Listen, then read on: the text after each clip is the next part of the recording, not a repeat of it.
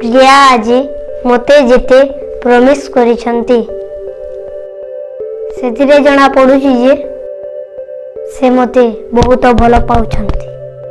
ସେ ମୋତେ true love କରୁଛନ୍ତି ବୋଲି ଏହା କଲେ, ନହେଲେ ସେ କାହିଁକି ପ୍ରମିସ୍ କରିବାକୁ କହିଥାନ୍ତି। କାଲି 12 ଫେବୃଆରୀ ମାନେ ହକ୍ ଡେ। ହକ୍ ଡେରେ ପ୍ରେମ ହକ୍ କରିବାକୁ କହିବେନି ତ?